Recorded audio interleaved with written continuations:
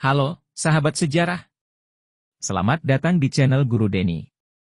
Kali ini, kita akan membahas salah satu sosok yang seringkali dilupakan, meski perannya begitu besar dalam perjuangan kemerdekaan.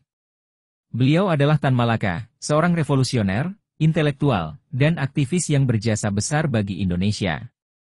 Tan Malaka bahkan dijuluki sebagai Bapak Republik Indonesia, karena kontribusinya yang luar biasa dalam menggagas kemerdekaan Indonesia. Mari kita simak perjalanan hidup Tan Malaka, dari awal ia lahir hingga akhir hayatnya yang tragis. Tan Malaka lahir dengan nama asli Ibrahim pada 2 Juni 1897 di Desa Nagari Pandam Gadang, Kabupaten Agam, Sumatera Barat. Dari pasangan Rasat Caniago dan Sina Sinabur, Tan Malaka sejak kecil sudah menunjukkan ketertarikan besar pada pendidikan. Pada tahun 1913, ia mendapatkan gelar adat terhormat, Dato' Ek Tan Malaka. Tan Malaka memulai pendidikannya di Sekolah Guru Pribumi atau Inland Sekolah School for Onderwijzers di Bukit Tinggi dan lulus pada tahun yang sama. Berbekal kecerdasannya, ia melanjutkan pendidikan ke Belanda, di Rijkshogeschool di Haarlem. Disinilah ia mulai berkenalan dengan pemikiran-pemikiran besar dari tokoh-tokoh sosialisme dan komunisme seperti Karl Marx, Friedrich Engels, dan Vladimir Lenin. Tan Malaka pun mulai memahami isu-isu keadilan sosial yang nantinya menjadi dasar perjuangannya. Pada tahun 1921, Tan Malaka pulang ke Indonesia dan bekerja sebagai pengajar di perkebunan tembakau di Deli, Sumatera Timur. Pengalaman mengajar anak-anak kuli ini membuka matanya terhadap ketimpangan sosial yang terjadi dan membuatnya semakin radikal dalam menyuarakan keadilan sosial. Tak hanya mengajar, Tan Malaka juga aktif menulis dan menyuarakan pandangannya di media. Beliau kemudian pindah ke Jawa dan terpilih menjadi anggota Volksraad, namun mengundurkan diri karena menilai lembaga tersebut tidak berpihak pada rakyat. Tak lama kemudian, Tan Malaka bergabung dengan Partai Komunis Indonesia, PKI, dan mendirikan Sekolah Sarekat Islam di Semarang. Namun, karena aktivitas politiknya yang dianggap radikal, Tan Malaka ditangkap pada Februari 1922 dan diasingkan ke Belanda.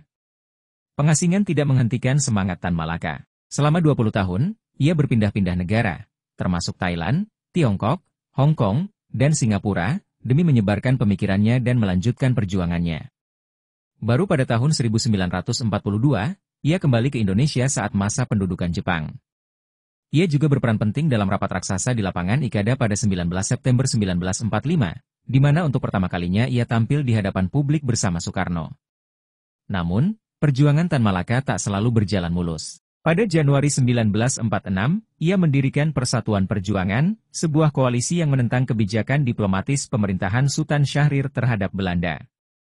Gerakan ini kemudian dianggap mengancam stabilitas pemerintah, hingga menyebabkan Tan Malaka dipenjara selama 2,5 tahun. Setelah bebas, Tan Malaka tetap aktif di dunia politik dan mendirikan Partai Murba pada November 1948. Sayangnya, ide-idenya yang radikal membuat Tan Malaka dianggap sebagai ancaman. Pada 21 Februari 1949, Tan Malaka ditangkap di Kediri oleh tentara Indonesia dan dieksekusi tanpa pengadilan. Hingga puluhan tahun, lokasi makamnya tidak diketahui sampai akhirnya ditemukan oleh seorang peneliti Belanda, Harry A. Poeze, di Desa Selopanggung, Kediri.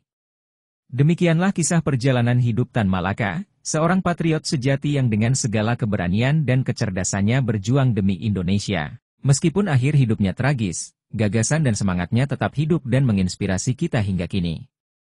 Tan Malaka adalah simbol dari perjuangan tanpa henti demi kemerdekaan dan keadilan sosial.